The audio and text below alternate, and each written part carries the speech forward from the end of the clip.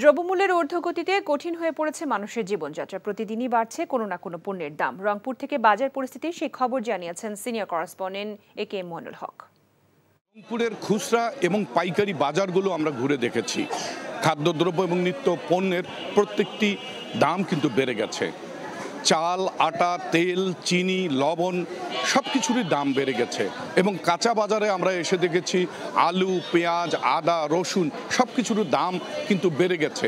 সেই সাথে গরুর মাংস, খাসির মাংস, মুরগি, ডিম, মাছের দামও কিন্তু বেড়ে গেছে। এখন জন্ম সনদ দিয়ে খোলো বিকাশ স্টুডেন্ট অ্যাকাউন্ট। নিজের বিকাশ নিজে কর। মাছের বাজার যেন আকাল চলছে। আমরা বিক্রেতাদের সঙ্গে কথা বলেছি, তারা বলছে যে বর্তমান পরিস্থিতিতে যে পরিবহন সংকট এবং মোকামে দাম বাড়ায় তার প্রভাব পড়েছে বাজারে।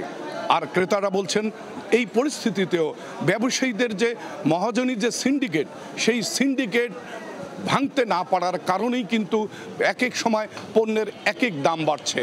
আর রংপুরের ব্যবসায়ীরা চাচ্ছেন পরিবহন সংকট যেন দূর হয়ে যায় এবং সেই সাথে যেখান থেকে তারা মালামাল আনেন, যে মোকাম থেকে এ সমস্ত পণ্য সামগ্রী আনেন, সেখানেও যেন দাম কমানো হয় বাজারের সঙ্গে সঙ্গতি রেখে। এখন জন্ম সনদ দিয়ে খোলো বিকাশ স্টুডেন্ট অ্যাকাউন্ট। নিজের বিকাশ নিজে কর।